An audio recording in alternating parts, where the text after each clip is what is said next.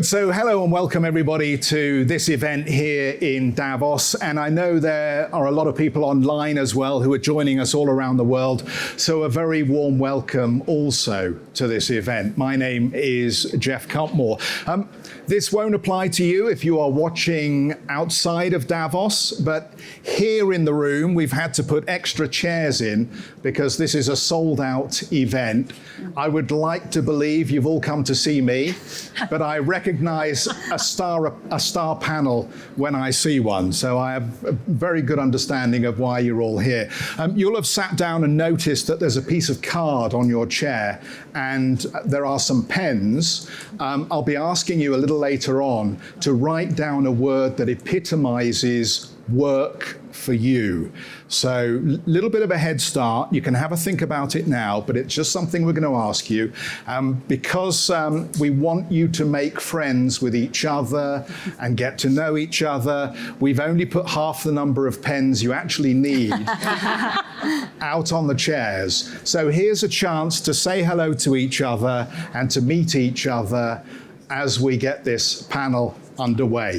So I don't think there are many other major topics apart from Trump, the inauguration, and Canada and Mexico, and that matter as much actually as something that is much more of an existential issue that we are all going to face, because we all do something, we all enjoy working somewhere, we all have things that we need to get on with. We all are very engaged and have a relationship with work.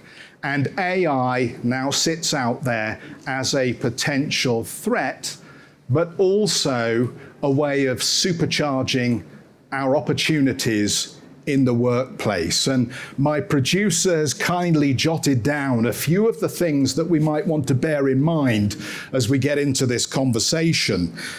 Will AI ultimately strip away creativity and purpose, or will it ultimately free us up to focus on the creativity and it will do the mundane stuff that no one really enjoys?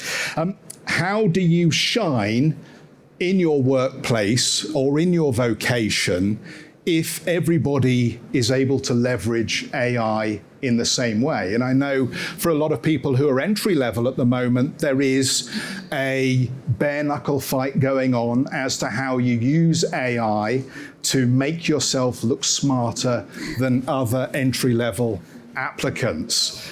And I think employers are pretty wised up to it now, but we will talk a bit about that and also how you can utilize it in a smart way. And also, what can businesses do now to ensure work remains purposeful and, more importantly, human?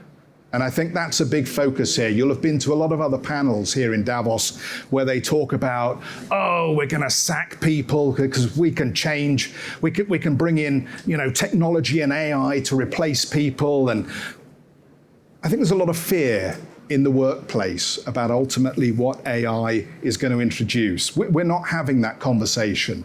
The conversation we're having here is about the human aspect of the introduction of AI and how we can be really smart about it, because I don't think there's anybody in the room who necessarily agrees with the extreme views that it is extinction for the human race, or it is ultimately us withering in our bodies, having little stumpy arms and legs because the AI is going to do everything for us and we wither away as a species. Two extremes. This is not that conversation. We're focused on how we can implement AI for the good of everybody, employers, employees, and humanity. And on that, let me introduce then our wonderful panel here to discuss that. Becky Frankiewicz, Chief Commercial Officer and President of the North American wing of ManpowerGroup. Becky, thank you for being here and for hosting us ultimately on this event. Dr. Athina Kanioura, Executive Vice President and Chief Strategy and Transformation Officer at PepsiCo, welcome. And Francine Katsoudas, EVP and Chief People, Policy and Purpose Officer at Cisco. So before the discussion, I think it's useful to hear from Becky and to hear from Manpower and to get that perspective, given that you are really at the sharp end of this story. Thank you. Thank you, Geoff. Thank you all for being here. First, let me say how delighted I am to sit next to these two remarkable female leaders. Wasn't that long ago at Davos when it was, can we get a female to be on a panel? And now we just do female panels. So I think I love that. Thank you both very much for being here. And I get the chance to work closely with both their companies, and they are definitely reflections of remarkable leadership. So thank you. When it comes to AI, there's a lot of talk in Davos this week about AI. What's it going to do to jobs, into work? But I believe, and we at ManpowerGroup believe, that work won't be defined by machines. Work's going to be defined by us. The future of work is in our hands, the visions we cast, the stances that we take. And for us at ManpowerGroup, we believe in what we call a people-first transition to AI. And I was with a client today, and they said, what does that mean, people first? And all it means is as work becomes more digital, how do we make sure it also becomes more human? Because that gap between understanding AI technologically and understanding what it means to us is creating some fear amongst our workforce. And we'll talk more about that. This also comes on the heels of a lot of, as an American not sitting in the US today, that's kind of fun because there's a lot going on over there. But it comes on the heels of the $500 billion announcement for Stargate that came out of the US, which, one of the questions I was asked in media is, that's great for the US, what about the rest of the world? An investment in AI anywhere is going to be a global investment. And so this means that all of us stand at the precipice of this conversation, the impact on humanity, and an accelerating impact on work. And as leaders, we lead organizations, and we have to make sure we're bringing them along with us. So excited about the conversation, Geoff. So let's start by bringing you in and getting you actively involved. So let's get to the piece of card here. And if I could just ask you, this would be a great catalyst for stimulating our conversation up here. And our panelists are also going to write their own word.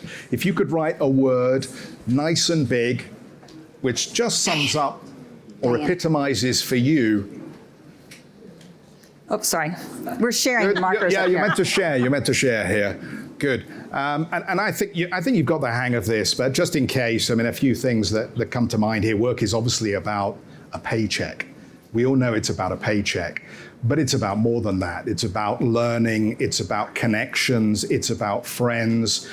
I don't know if we can say this in the HR ruled workplace we're in at the moment, but sometimes it's even about a future spouse. I think we've seen some of that as well. We have. Maybe I'm just a little old here, I don't know. But there are all sorts of ways in which work is fulfilling and enriching. So I think you've all had a bit of time here, haven't you, to write down your word. Can you hold up your card and let me see what you've written? Collaboration, purpose, learning, relationships, sharing, fulfillment. Fulfillment comes up a couple of times here. Collaboration again. Dignity, I like that. That's really good. Impact. Were you copying? You both had impact. Do we buy that? There you go. Impact, meaningful, value, growth, contribution. Yeah, so I think we get a sense in the room that we're all heading in the same direction here. That work is incredibly important to the human animal. So let's pick up the conversation and let's kind of go back to the beginning a little bit and then throw forward, because I think attitudes to work quite often are shaped very early on in your experience. And Becky, I know you worked on a farm, and I know you had to help out a lot, and I dare say that also had a little bit to do about and to do with how you think about work. And interesting that you've put legacy as one of the things you feel about work. Just briefly explain to us how you think you were shaped by those early experiences. Yeah, so my word is legacy. I was raised on a working farm in a very small town in Texas, which is the southern part of the United States. My father worked full-time in business. My mother was full-time in banking, but he was a part-time farmer, which meant I was a full-time farmer. And so, and I say that, seriously, that's what I did. Outside of school, I'd come home and have responsibilities. But what it taught me is two things, and I'm grateful my father has passed away, but I'm grateful for two things. It taught me a really strong work ethic, and it taught me that I can. Whatever that is. I could drive a tractor before I had a driver's license. I can do this. And I could because my dad assumed I could. And I think as leaders, we need to lean in to what people can do, and maybe even before they've demonstrated they can do it. And so I think work is about legacy. You know, all of you are choosing to be here today. You could all be doing something else with your families or people important to you or your organizations, but you're investing in yourself. And I think that says a lot about your work ethic. Fran, let's see your word. What did you write? My word was evolving. Evolving. A little like Becky, I think, work was very early for you. Daughter of Greek immigrants. Tell us a bit. That's right. So growing up, what I remember more than anything else was watching my father just care deeply for the work that he did. And I'll tell you what he did at the very end. But what I would see is that he cared for his people. I would see members of his team coming over for dinner, and he would coach them on life and just talk to them about what was going on, how to get their first house. And it's really funny when I share this, people go, oh, you know, what did your father do? He was a grocery store manager, and he had such pride, and he would tell me about the contests at the store and how he would outperform. And I think from an early age, I believed that whatever you do, you can be passionate and successful. Nice. Athena, let's come to you. What did you write down? Love. Love. Love. Wow. Well, I come from Europe, South Europe, so we love everyone, right? We love life. I'm Greek. But I know you spent a lot of time in academia. I spend a lot of time in academia, which is actually, you know, people think academic people are very dry. No, we are very erotic people, and I still associate myself with academia. Let me explain. So. Similar story. I grew up in a family. My mom was an architect, very structured, very disciplined, always about you have to study, and my dad had a restaurant, very social, very bubbly, people's person. And when I was growing up, and I was always a very good student, so when I was growing up, I said, any advice on what I should be doing? I said, just should love what you're doing. Should enjoy and love, and give love to your teams, and get love from what you're doing. So, and I loved studying, right? And I loved academia, so that's how I started going into academia. But ultimately, I loved people. I'm an extrovert, an extreme extrovert. So building teams, being around people, being in a workplace is what I love. I love creation. So love determines me personally, and also my work ethic. Nice. The temperature in the room is rising. It's rising, right? We just turn up the air conditioning a little bit here, I think. Fran, I wanted to start the questioning with you, really, because I know because of your responsibilities in your HR role at Cisco, you have a role in determining where AI intersects with the human experience and the work that people do. And I guess a lot of people in the room would have seen that meme doing the rounds. Basically, I want AI to do my laundry and dishes so I can do my art and writing, not AI doing my art and writing so that I have to focus on the laundry and the dishes. And I think that neatly sums up the fear that a lot of people have about how AI is increasingly going to encroach on their existing responsibilities. So I think a very obvious question, where do you stand then on this issue of whether AI is going to be a risk to human purpose? Is it going to undermine that sense of meaning, or can we find deeper meaning through AI? You know, I'll pick up a word that Athena just said, which is architects. I think we are the architects of how we plan to use AI. And I do think we have to be thoughtful. I think something that we've realized from the very beginning is that we can leverage technology to become more customized and to scale. And I think what that means is that we can use AI to see our people. And there are so many use cases that I think are so different than how we think about AI. We had one recently where we asked employees to opt in to this experiment as it relates to well-being.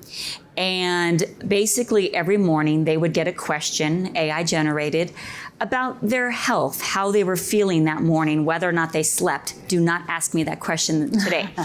And they would respond, and based on their response, the system would give them the best article, class, something to help them with whatever they were talking about or needing, basically. And so the use cases tell us that we can create an environment that is actually more human. However, because I do think roles are going to change, it's up to us now to create this system that allows us to evolve and grow as our work changes. And my worry sometimes is that if we don't get in front of this, people won't have the ramp or the time that they need to say, wow, I can go from this job to this job because the skills are similar. And I think it's on us to create that for them.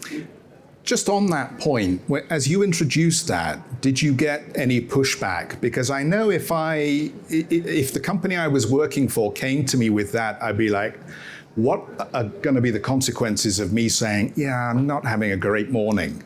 If I do that, if I press that button too many times or answer that question in the wrong way, is that going to go on my HR record? So it's so interesting because what's behind everything that we're talking about is an element of trust. And so you're right. I think there's a trust and value element. So I have to trust enough that the company isn't going to do something strange with my data and that there's a benefit to me. And if I recall, I think only about 40% of the organization opted in. And my sense is as we make it more compelling and as people say, wow, the insights that I'm getting are so valuable, I'm willing to share this data. I think the most important thing is until we get there fully, we have to allow people to opt in. Trust and ethics, run kind of parallel. Athina, I'd like to bring you in because I know this is something you're extremely focused on at PepsiCo, this question of building an ethical and responsible AI framework ultimately. How do you achieve that? Yeah, firstly, part of our responsibility for our board and our shareholders is to have a responsible business. And to be a responsible business, you need to be responsible in every facet of the way you run your operations, the way you manage your people, the way you manage your relationships with consumers and your partners. So AI is not different than any other part of the business. So very quickly when we decided that AI is a strategic priority for the company and it's part of our both enterprise strategy, but a key competitive advantage for both top line and bottom line growth, we said, okay, now it has to be embedded within the responsible business framework and policies that we share with the board twice a year. So we started with the responsible AI framework, which comprised of two elements. One is ethical AI and bias framework, so we can go and monitor bias mitigation, whether we create transparency on the data, on the models, on the utilization of the technology across all the different facets of the ecosystem. Where we would say no in terms of deployment, so a great example is in the people function where we've said when it comes to recruitment, it's a no, right? And we would have a very closed loop monitoring system to ensure that none of the recruiters and nor our people would jeopardize that. And very recently, I think we are the first company, maybe not, maybe tech has been first, we made that a responsible AI policy.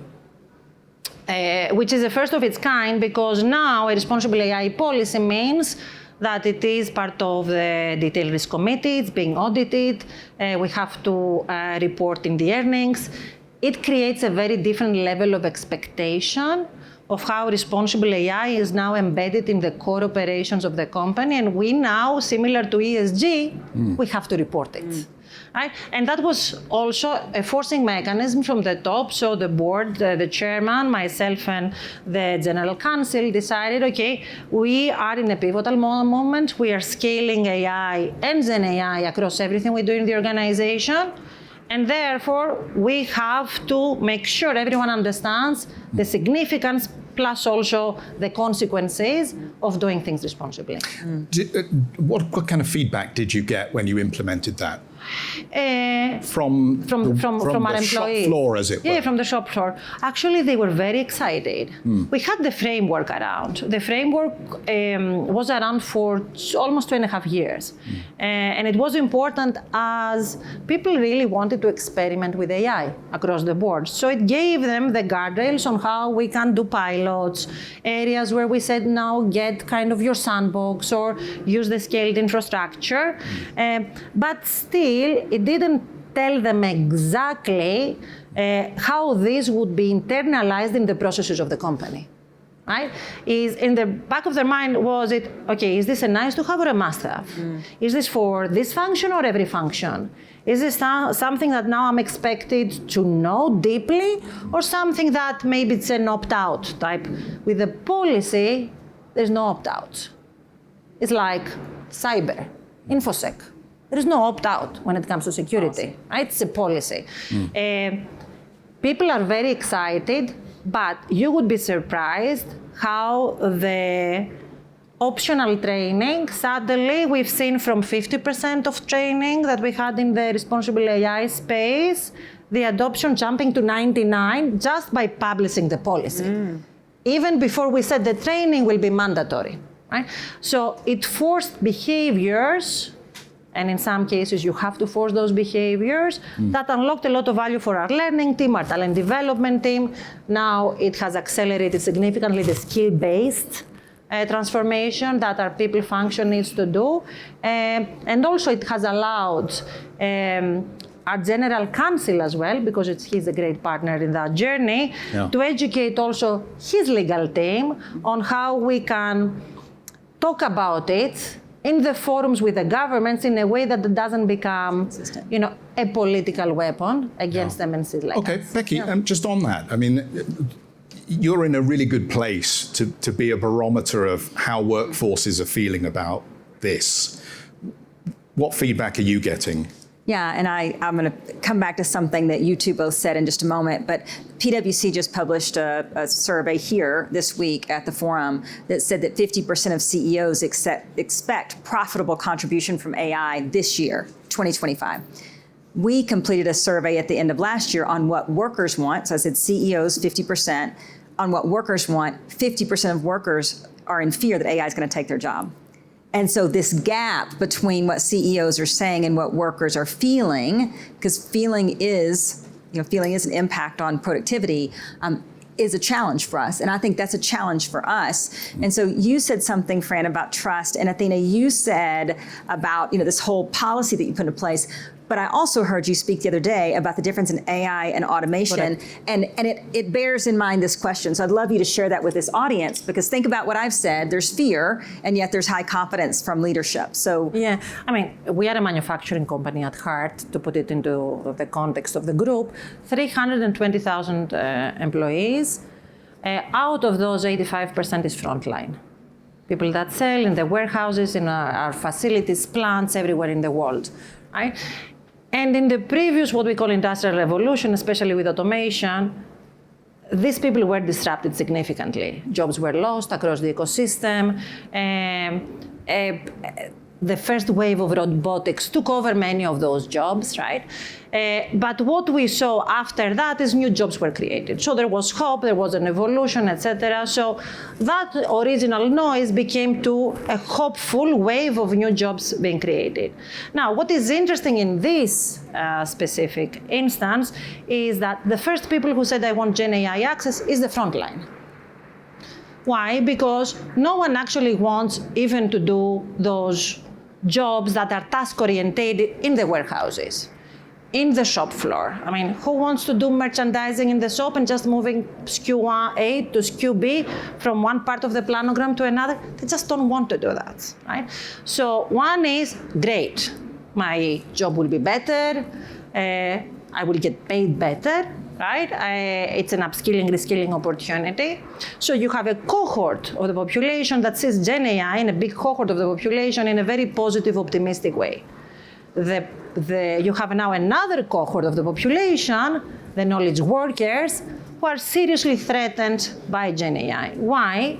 Because if you are, and I don't know, we have finance people here, if you're a financial planner, and all you have been doing in your daily job is creating financial plans in an Excel, and you have been doing it in a repetitive way all your life, suddenly you say, okay, not only the machine can do it faster, they can do it better, they can automate it, they can provide forecasting not just for the week, but for the month, for the year, for the 18 and the 24 months, and it can integrate it with the rest of my planning processes. So suddenly, this type of financial planning process gets disrupted.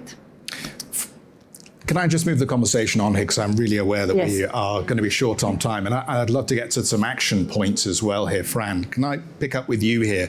Because obviously there's going to be a concern, particularly around entry level, but I think at all levels. How do you make yourself shine? How do you differentiate yourself? How do you make sure that also the work that then you give to those employees is engaging and motivates people? So a couple of tricky points in there for you.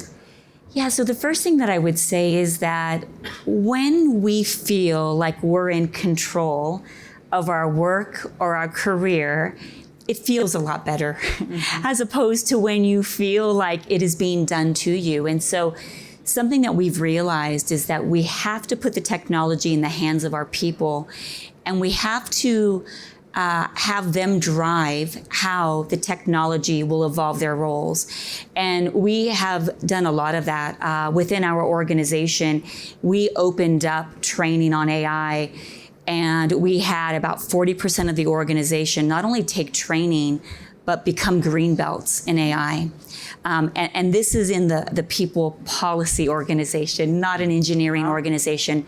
What they then did was they went back to their teams and they started to think about how they could use Gen I differently, which would have impact on their role. And so the first thing I would say is, to all workers, we have to view our work as something that we will evolve, and something where we can make suggestions around how work is changing.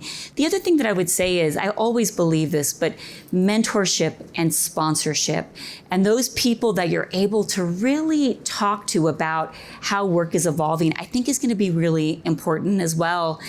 And then the last thing, and it's funny because I look back on my career, and very early on, I remember I would categorize experiences that I was receiving from roles. And then I would categorize the experiences that I didn't get in the roles that I had. And I would select the next role based on what I didn't have.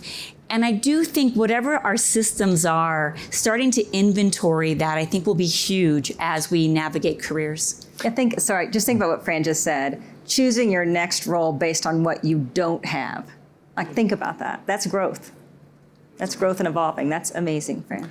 Can I ask you about upskilling as well? Because not everybody who is going to have AI come into their working experience is maybe going to have technical skills to necessarily understand what it is that is being brought to them and what they're expected to engage with. What does the process of continuous learning look like inside Cisco to make sure that everybody's on the ride? Yeah, I'll do this quickly. So something that's been really interesting, together with about 8 other companies, we studied jobs in technology. And all of us together think we studied about 85% of technology roles. We took those roles and we looked at our understanding of how AI was going to intersect. And what we found was that about 92% of roles would have moderate to significant impact. And when you hear that, that's a big number. However, when we started to break down the specific tasks, what we could see is that you can map within a company similar tasks that actually allow you to move function to function in ways that we never thought was possible. And so from a Cisco perspective, we want to share with our people as much as we can around how we anticipate AI will change roles, and as a result of that, what they will need. And the funny thing that I would say is, I know we're talking about AI, but that doesn't mean that roles become super technical. And in fact, it just means that we have to be able to leverage the technology. Sometimes I refer to AI as your coworker. I think we all need to think about, what do you give your coworker? And if your coworker takes that work, what do you step into? Yeah, I just want to build on that because, Fran, exactly what you just said. We talk about it as AI, but it's actually broader. So in our research, there are IT skills that you need, things like, the ability to analyze data, prompt engineers, all these new roles. We also have workplace IT skills. That's right. Workplace IT skills. Interpersonal relationships, collaboration, problem solving. And so it doesn't mean everybody that's going to be in the tech space is going to be a tech expert. It was funny for me to look at who was hiring machine learners in this US stat. It wasn't the tech companies. It was the banks, the retailers, because every company's a tech company now. So this idea that tech is only for techies is no longer the way that work will work. Davos being Davos, people have complicated timetables, and Fran is going to leave us at this point. I'm so sorry. No problem. No, thank you for being here. We know you have to go to another important event, so we will let you go. And we will continue the conversation, and we'll also invite some questions, because it'd be interesting to get your perspectives or indeed your questions to our remaining panelists. Can I ask a question to the audience? You Is can. that okay? It's your show. So Fritz, behind you, the young woman, she's looking down. You had plus stress on your sign, right? Hold up your sign. So she had connection plus stress. Can you talk about plus stress? There's a microphone behind you. Sorry, I know you weren't expecting that, but I'm going to tell you why I asked in just a minute. Athena's going to be mad at me. I work with Athina. I want, please. No. Oh. Sorry, I didn't know that. I promise. She's not part of my team. I didn't know. So I don't create stress for my team. Comms and media. No, but that's why I put it down in terms of the AI concept, because I think the connection part is what motivates me at work and that feeling like I'm adding value. But the negative side is, the sheer volume of work that we all deal with and the connectivity that we're expected to have today. So that's where I think the potential of AI is so exciting for me, that maybe there's a solution for some of that. And maybe there's a place that would take some of the stress away. Yeah, well said. And the reason I honed in, thank you for doing that, by the way, and letting me put you on the spot. Workers are stressed. So globally, workers are experiencing stress, 50% of workers every single day. And by the way, the Gen Zers are experiencing more stress on average than the rest of the population. And there's a lot of reasons we could go into. In the interest of time, I won't. But there is stress, and I appreciate you bringing that in, because historically that's not something we would have talked about. So can AI play a role in reducing stress? And I think, Fran offered one example of the emails, the opt-in email. Other is simplifying work and letting me do work I want to do. Just on that, it's clear when you look at the surveys that people are less happy at work overall. They're not only stressed, but they're not happy about the work that they're doing. And those numbers seem to continue coming down at this point. Yeah. I don't know whether that's a post-COVID issue and the fact that people have re-engaged and have become dissatisfied with their roles. But is there any way in which you can see AI improving those numbers, or is it outside of the realm of AI to assist? Yes, there's a whole new phrase being used now, the Great Resignation. Now it's the Great Detachment. That's the new term of people detaching themselves from work. Some of that is the growth of fully remote working and disengagement that's happening. But to answer your question, yes, AI can absolutely play a role, but that's not how we talk about it. We talk about AI as taking people's jobs. I want to drive profitability. It's going to be productivity. We don't talk about it as I want to help reduce, the part of your job that you don't enjoy, or I want to free up more time for you to go be creative and think. I'll speak for myself. I need time to think in my calendar. There's not time to think. And all of you clearly, by being here, are running big businesses of your own. And I'm hopeful that AI can free up some time in expense report approval. Let's just take an example. Athina and I, behind the scenes, we're talking about all the stuff she has to approve in terms of procurement and contracts. That's not stuff you need either of us doing.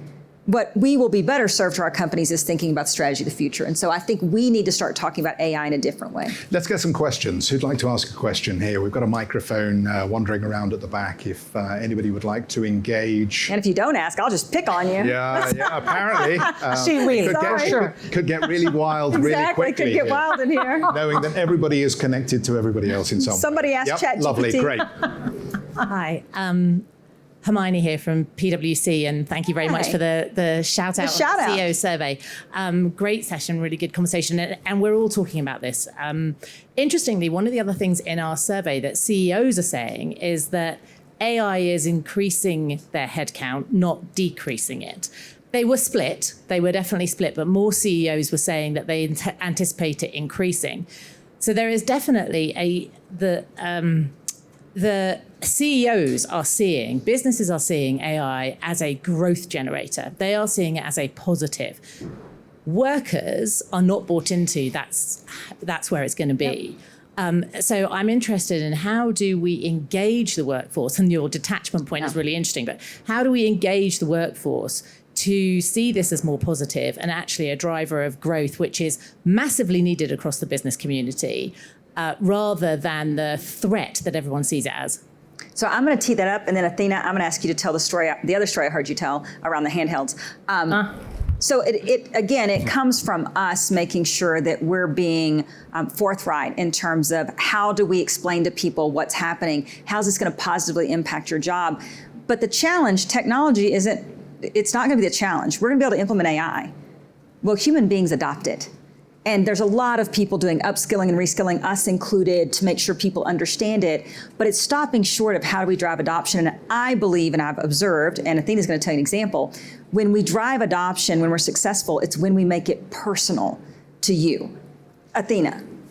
Yeah, and I'll go to the example just though for the survey. Yeah, I don't think for companies it will increase significantly the number of employees. I don't believe it will. It will not reduce, but what it will allow is to reach maximum productivity and efficiency per FTE. I mean, that is the reality. Right, of course, let's also put it into the perspective. If your growth targets year on year like 10%, you still need to grow your base of employees. But do you need to grow it in a linear way as you used to do before? To grow 10%, I need to grow 10% or 8%? No, but you still need to grow it 2 to 3%. And so there is a different equation, which is a much more non-linear equation between how many employees you need to drive your top line and not your bottom line. Right? It's interesting when you read the surveys of the CEOs, they talk about bottom line and not top line. Growth comes always from top line. Bottom line is about profitability impact. Yeah. Profitability you can still get from productivity. So we need to also be watchful and part of my role, I have the transformation digital, but I also have the strategy. And I do have a vested interest. Our strategy anchors around our people. Right? To make this very explicit and very apparent, what is the human to technology equation within the organization. So as a caveat. Now, the beauty with Gen AI, unlike other parts of technology, it is about user experience. I mean, that's it.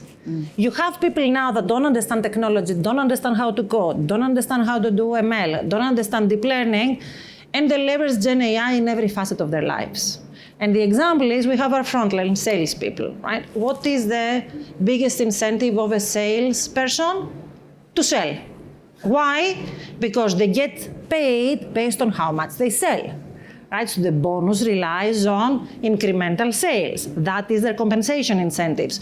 So the simple thing that we've done for them is like in the handheld device they have that they go and sell to the stores and they track everything. It's like we've said by using Gen AI, they obviously type, okay, what is my performance, what I should be doing, guided selling, auto orders, and they actually ask the application, what does it mean in terms of my incentive and compensation?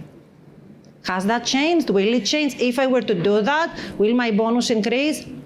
Adoption, 99%. Adoption before, 45%. Yeah. Same application. So simple things that make the life of the employee, in this case our frontline employees, easy, where they understand the value of Gen AI, versus I say, okay, auto order, push the button, that's your order, and you don't know anything else, right? So this is, for me, the UX, UI part of Gen AI. The personal part of it. And so last year at Davos, for those of you who are here, AI was the superhero. It was going to save the world. The new superhero is AI. This year, the human is the superhero and AI is the cape. And that's how we have to think about it. Let's get another question while we've still got time. I saw a hand go up. And the chap there with the glasses. Hi. Hi, everyone. This was a really great panel, very thought-provoking. Jumping on Becky's last point about looking back 1 year, maybe I'll ask you to look forward 10 years, which is, I know, very difficult at this time. And think about, from an education perspective, this is Ashish Advani from Junior Achievement, a partner of Manpower. And so I'd like you to think about it from an education perspective.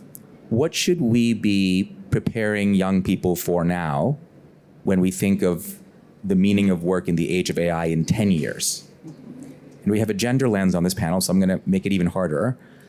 So many young girls now are suffering from what we didn't anticipate through the growth of social media. What can we do now to anticipate the problems of the future to make sure whether it's guardrails or rethinking goals or something maybe more creative? So I'd like to put that extra lens on this. That's a terrific question. Oh, wow. That's a difficult question. And I come from academia, so for me, education is super. And I still teach, by the way. So it's something that we think in the academic world extensively. So a couple of thoughts.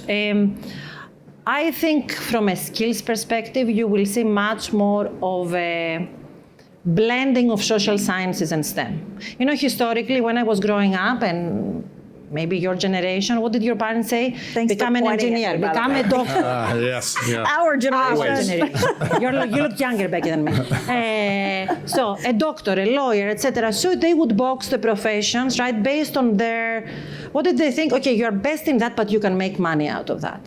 More and more, if you were to see how technology is kind of changing the profile of work, you see you need social sciences, you need STEM, you need behavioral science. It's a much kind of different hybrid approach of how education is being approached. And that's why you see many institutions right now are merging computer science with behavioral science, right? I was in Stanford, they are partners, and friends of mine are professors in the music department. You would be surprised the number of computer science people that do music right now, and vice versa. Creativity with really structured thinking is going to be the name of the game in terms of the future. Now, the problem will not be how we think about it and what should be the skills. Will education and academic institutions, especially starting from the lower part of the education, will be able to catch up? I have huge doubts. Yeah. Becky probably. I would agree. The whole way education is built on tenure and the premise of tenure is a bit of a challenge. But I'll take the other not opposing view, but a different view, an additive view. The ability to learn, unlearn, and relearn.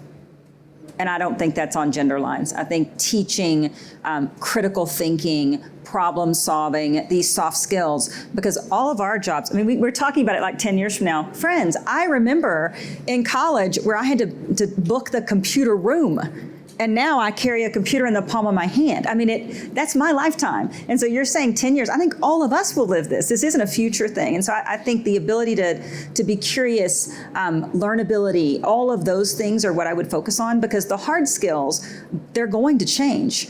And this concept of I am only what I have done is also going to change. It's what can I do, not what I have done. And so the whole way we're recruiting people, the whole way work will work, I think it's going to completely change in a beautiful way, because then progress is accessible. Versus today, it's about what is your degree in and where did you go to school, and Athina's name dropping Stanford, and I went to a state school in Texas, so there you go. But it's I turned out we're both on the same stage. I'm just saying we're both on the same stage. But it just goes to show you. I mean, it really is about the ability to learn, unlearn, relearn, and make progress, and not define I think it's not define yourself, and that would be my only female angle I'll put on it is. Not defining yourself by what you've done. Define yourself by what you can do. Let's bring some more love back on the set. Love. That's why I put love here. Absolutely. Exactly. Let me just take the final question, because I know we don't have very much time. But I think I just want to invert what we've been talking about, because we've talked very much about the employee experience and how the employees are being trained and how they should feel. Can I just invert it for a moment? There are a lot of people in this room that probably own businesses or close to running the business that they're in. If I am a company, is there a way in which I can project my adoption of AI as an attribute to bring people to me? Not obviously a technology company, but is there a selling point that you can have as a company where you say, look, we have this AI which is going to make your job so much nicer if you come to us rather than the other guy? Yeah, I would say meaningful and sustainable employment. When you have AI, you're future-proofing your personal skills, and you're letting me do work that I want to do that is uniquely human, and that's meaningful and purposeful. Huge, huge, huge competitive advantage. Huge. Especially for the young generation. In the Common, the CHRO is a very close partner because we monitor a bit entry-level criteria. And one of the first questions they ask is, what is your AI strategy? And I'm not talking about my groups, and I'm talking about people that will work in the plant, right? People that will work in the sales organization. Because they say, if I'm using it outside of work, I expect to be using it at work as well. Great point. Right? So it's, I think the companies that will not take advantage of that will be left behind in terms of the great talent that is out there in the market. Athina, Becky, it's been fantastic. What a great conversation. And thank you everybody in the room who's participated. Thank you so much. I think we've had a really meaningful exchange about how AI is going to be involved in the workplace going forward. Thank you everybody around the world for tuning in as well online. Bye-bye.